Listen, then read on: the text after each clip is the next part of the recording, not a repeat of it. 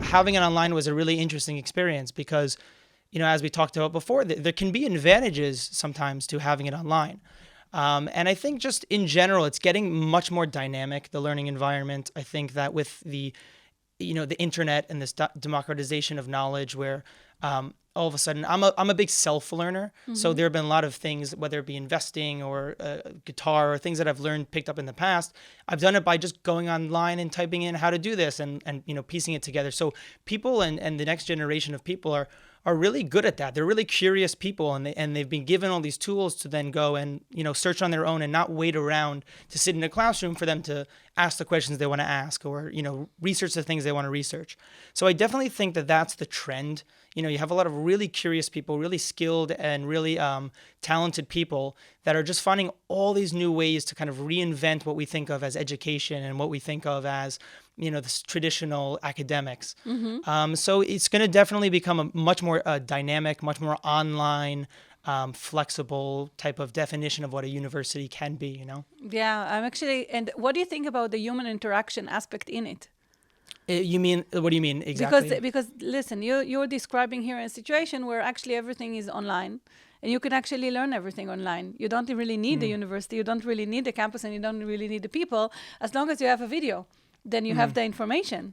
Okay, so I'll add to it, because I don't necessarily think that it's the same or it can be just ported online and it's the same thing. I actually don't think that, but I think that the integration and the incorporation of that is going to be something that teachers and educators are going to have to figure out, because I don't think that the extremes are going to work anymore. So if you're only in person and have no digital interaction and we're using little feathers to write on pieces of bark, it's not going to work.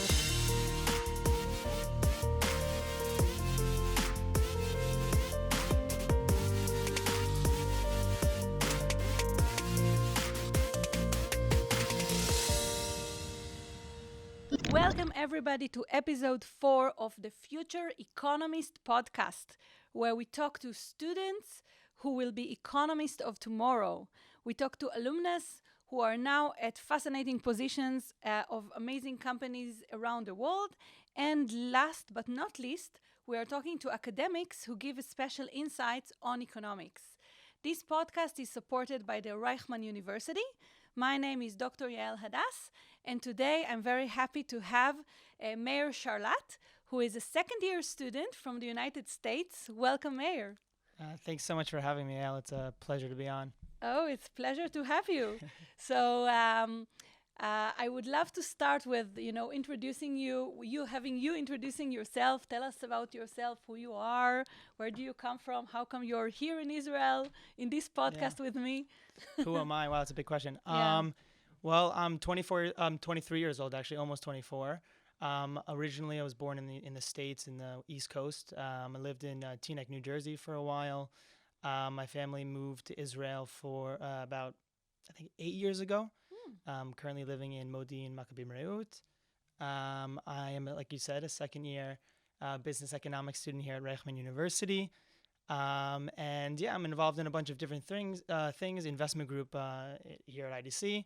I work also, I have a couple of jobs I'm working at, one with a podcast also at a place called Gold Rock Capital.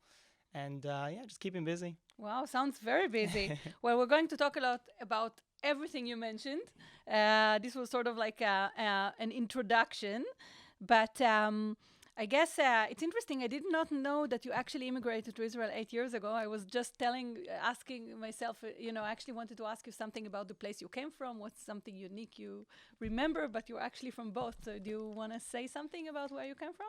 Sure. I mean, definitely it's a bit unique in the sense that I moved going into 11th grade, which is a very kind of, it's on the edge between, having an identity that in America and also having one in Israel. I was in the army here, so I'm, fully integrated, you would say. But I think it's interesting, from where I come from in Teaneck, it's a big Jewish community there, and there's a lot of sense of community. The schools, there's all these kosher restaurants, all these experiences kind of for the Jewish community there, and with that comes certain elements of advantages, and you have a lot of support there. There's a lot of people who the schools are great, and everyone's kind of supporting you.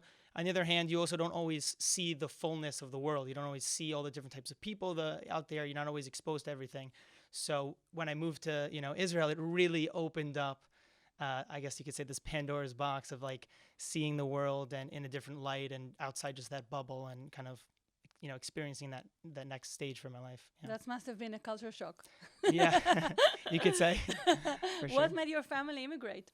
My parents I think they came, I don't want to date them, but 20, 30 years ago for their year in Israel to experience here, to learn.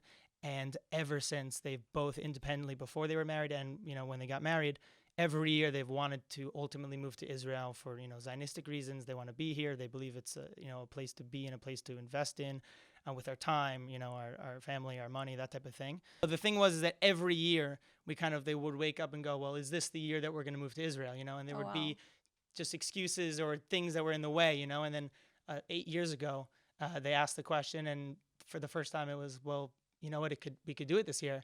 And so I give them a lot of credit. They said it all those years and they finally could do it. And, here we are. And how was it for you to become an Israeli? Well, I've been fortunate enough to feel integrated in a lot of ways. I think I still kind of hold on to certain cultural elements. 16 years in America doesn't go away so fast. But it's great, being in the army. I feel like I'm part of, the best example of this is when you get in a cab in Israel and, you just get into a conversation with, the cab driver who was in Golani, and you start talking about my experiences and their experiences, and you feel kind of one with the country for sure. What did you do in the army? I was in a combat unit called Isuf Kravi. Oh, yeah. I know it. Yeah, we did a lot of cool stuff. We flew drones, we gathered information. Wow. Pretty cool. Yeah, I know this unit. Okay, so I want to ask you about your choice to come here to Reichman University, also study in English. I guess you at that time you already could do Hebrew and English. So how did you choose to come here? Well, I have a memory of just knowing about IDC Herzliya, at the time. I think now it's, Reichman University, but at the time it was IDC Herzliya. And I think when, as I talked about, I kind of am this bridge between the American experience and then also being here. But I'm not here for 1 year. I'm here for multiple years. So I definitely I'm here, intending to be here. So I was trying to find something that would match that bridge. And I originally, years ago, I think my dad had suggested that I look into it. Mm-hmm. And to be honest with you, I was actually really interested from the beginning. The first time I looked on the website, and it just immediately kind of spoke to me. I think it really is the best of both worlds. Yes, learning in English was important to me, specifically because of the type of things that I'm learning. So business economics, we'll get to obviously, but I felt that it wasn't necessary for me to have to do it in Hebrew if that was going to be a challenge that like kind of a stumbling block for no reason. And I felt that, with the international component of business and the international component of, in our classes, we talk a lot about the kind of macro global view of economics, and English is kind of how everyone operates. So it was an advantage for sure. Mm-hmm. And what made you chose economics and business specifically? Right. It definitely was the program that spoke to me the most. Mm-hmm. The way I had kind of explained it was I viewed the economics as kind of like the why. Mm-hmm. And the business is kind of the how. So the economics is kind of the philosophy, the framework for a lot of these questions and a lot of way we see the world. Mm-hmm. And then business is kind of our implementation of that, the practicality, that comes with this way of thinking. So that holistic way of learning kind of spoke to me. Mm-hmm. For sure. Yeah, that's how I always explain it. These two, how these two integrate, but it doesn't work for everybody. Some people choose only business and other things, and I think the economics is very deep. So I'm totally with you. I chose the same, So tell me a little bit about your experience of studying here. You're already second year, and you came here actually at the Corona time. Your first semester was in Zoom. That was hard. I remember accepting students in Zoom. It was so hard. Yeah. Well, believe it or not, I actually, I'll say this, and many people won't believe me when I say it, but I actually benefited and enjoyed the elements to Zoom that we had. I think I made a decision early, last year, the first semester when we did it on Zoom, that look, I can sit and, every day get up and go to class and be upset, and I can say, I wish. Or I can say, you know what, there are certain advantages to this. We had opportunities for discussion still. I could still be involved. And I made a decision early to kind of, be positive about it. And even though there were definitely, it's not the same as being in person, I still found that it was engaging, and my experience so far has been great. One element that I really have enjoyed and noticed in the program here is that in the first year is a lot of fundamentals. You're kind of learning the tools, so math and statistics and kind of the things you're going to need to then implement. And then seeing even by second semester, it surprised me how early, but seeing how all of a sudden the classes are starting to combine and like kind of mold into one and overlap. And I would go, well, my statistics knowledge started to help me in econometrics, or obviously or the way of thinking in macro helped me understand the fundamentals of finance. And all of a sudden feeling that I actually was it was clicking and things were working together was a really cool thing to see, and made me feel very good about my decision to do this is actually, I must say, it makes me feel so good to know that it even translated into while you were in Zoom. That's not straightforward. It's not something we didn't know how it will. And I do agree with you that this is how it is built. This is what it should be. So it's lovely that you succeeded to take the whole experience, even though it was. It's not to say there weren't, shortcomings. Of course, it's a struggle. Everyone's got to, get on the same page. But there definitely was a way through it. Mm-hmm. And I think now it's a good idea to talk a little bit about your involvement in the investment club. I think I must say I'm following you guys on LinkedIn. I think you're doing an amazing job. So why won't you tell us a little bit first to our listeners who don't know about it? What is it? How is it operated? How you became involved with it? Sure. So the Investment Group Israel is a student-founded and student-run organization that I'm involved with here in the campus of Reichman University. Its mission statement essentially is that it's an international community for students and professionals who believe in the need for a holistic financial education, right? And there's a lot to kind of unpack there, but essentially we run all different types of tracks for different levels of students. The one that I'm involved in, I was a member last year in the fundamentals track, and this year I am one of the co-heads of that fundamentals track to kind of lead to the next generation, next step kind of the year. And so what we do is, like in the fundamentals, for instance, we're taking students that aren't only in business or aren't only in business economics, but rather opening it up to people in psychology and sustainability and communications who have heard about some of these concepts but don't feel necessarily confident enough to speak on them, or they felt left out of a conversation that people have had. And so what Investment Group Israel is trying to do is basically empower those people and say, well, you know what, you're going to need to know some of these ideas. You're going to know how to save money, and what are some strategies for that, or investing is super important, especially nowadays. If we look at the kind of macroeconomic, landscape and the things that are happening, it's as important as ever to be an informed investor and saver and all that type of thing. So we have, the fundamentals tracks. We have advanced tracks for the next level. We even have one called the pre-fund track or the Kolami track, and that has a select group of students who work with a woman who's at the head of this organization named Sandrine Bernstein. And she is running this in that track. They basically, have a portfolio. They have to pitch ideas to each other. They watch the progress. They manage the portfolio and see how they do. And it's ultimately we're growing, a lot, and we've been very, very fortunate for a very productive year. And so that's kind of what I'm involved with now. And how do you first tell us a little bit about how many students are participating and how do you select the students? How does it work? Sure. So I think this organization was actually started by a bunch of students of yours, believe it or not. By Zach Kuhn and Alex Zimbalist, And Alex Zimbalist, exactly. And I think it was about 3 years ago that they started it. And I think it was originally a group of maybe 30 students. And that's one track of 30 students, approximately. And now we're 4 tracks. My track has about 40, 45 students. The advanced track has, I think, about 30, 40 as well. We also have the fundamentals in Hebrew. So to bridge over with the Israeli track, we have another, 25 students or so. So we're pushing, 100, 120 students already in our entire organization from 30, 3 years ago. And it's all student run. So that's kind of the growth, and that's what it's been. And, we would love to accept everyone and just bring as many people in. But the way that it works is, we had people apply. At the beginning of the year, it's a 2-semester club. And, we interviewed them, got their sense, and just kind of we're looking for like passionate people, driven people, people who have kind of a well-rounded, sense of intelligence, not just that they know a lot about, cryptocurrency, and not just that they, have read a couple things on Wall Street Journal, but rather that they're interested in learning, in all different types of ways. I see. So sometimes you decide not to accept some people. We actually, my track on its own had originally 120 applicants for 40 spots. So we actually had to narrow it down, and it was not an easy thing to do because there was a lot of people who really wanted to be into the track, and we wanted to take, but it's we can't sacrifice the overall the effectiveness of the track, for that. So we're going to continue to grow and, accept as many people as we can as we go.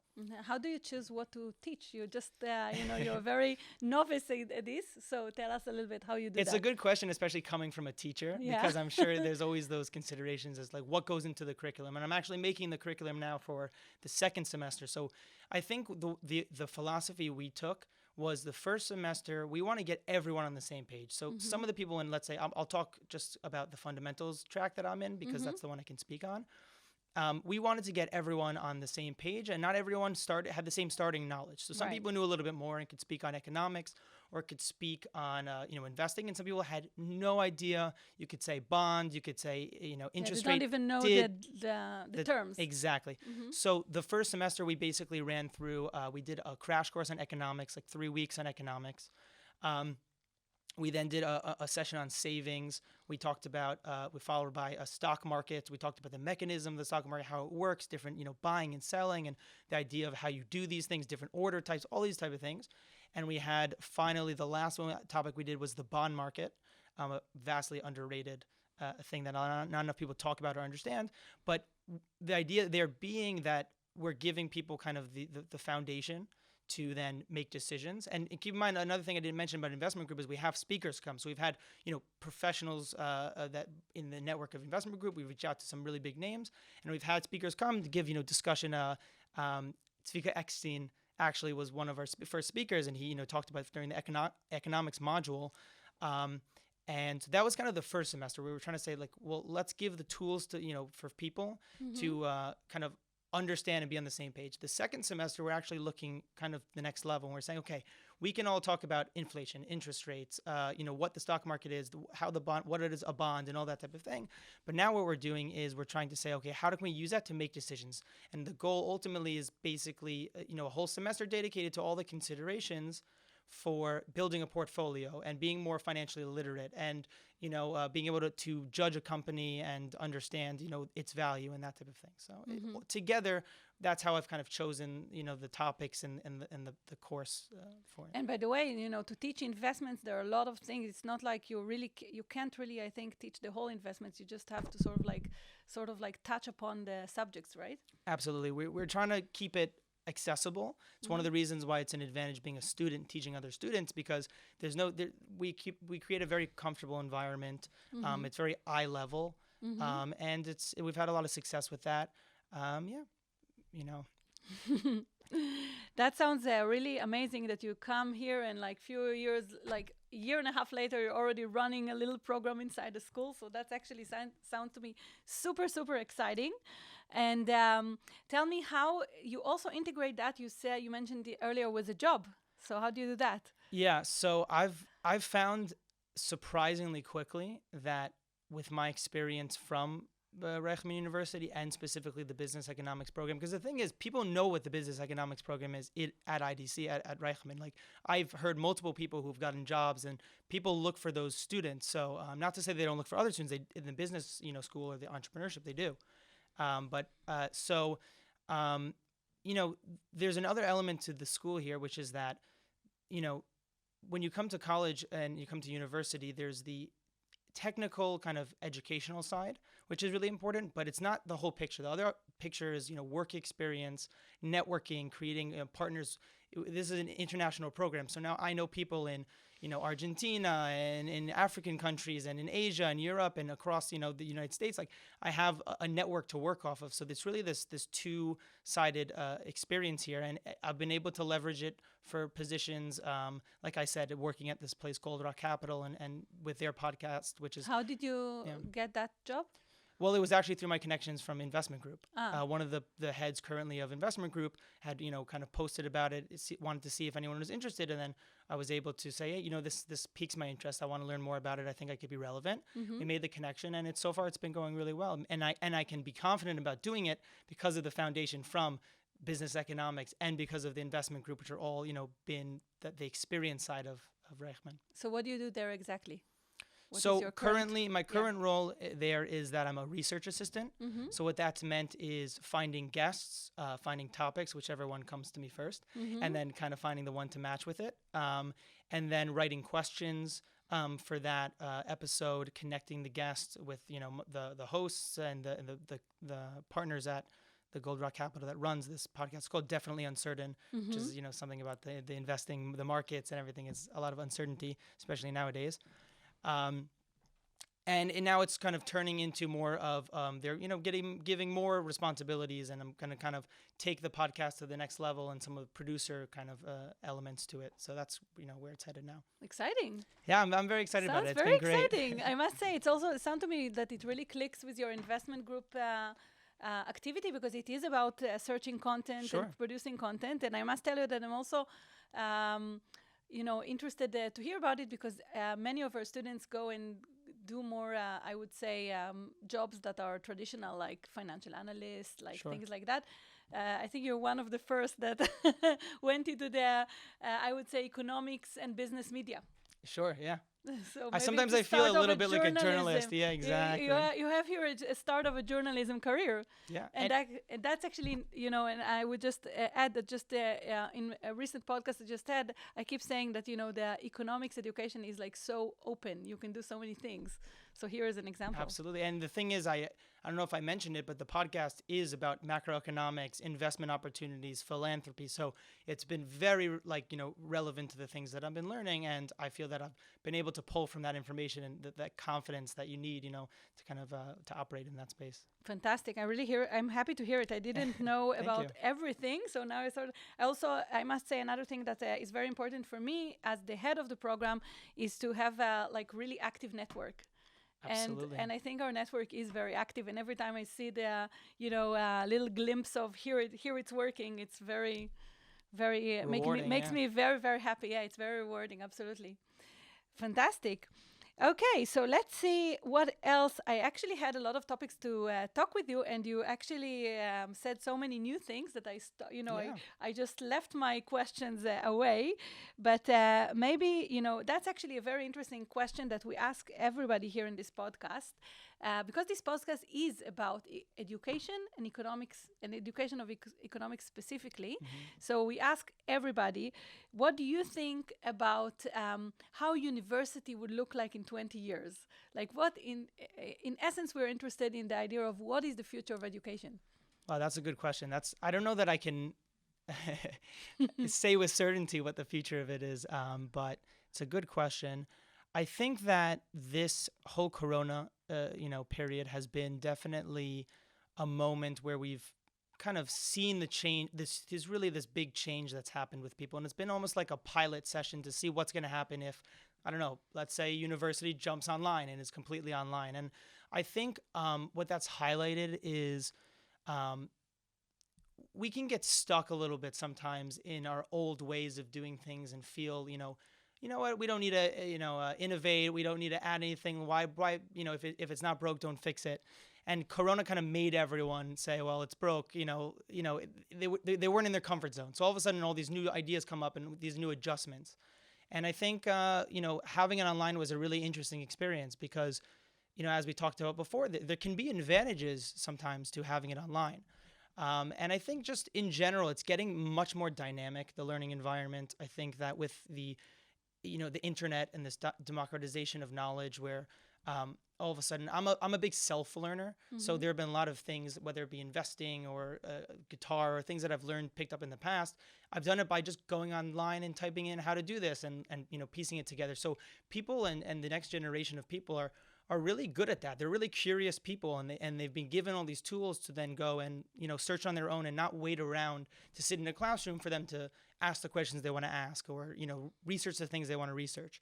So I definitely think that that's the trend you have a lot of really curious people, really skilled and really talented people that are just finding all these new ways to kind of reinvent what we think of as education and what we think of as, this traditional academics. So it's going to definitely become a much more dynamic, much more online, flexible type of definition of what a university can be, Yeah, and what do you think about the human interaction aspect in it?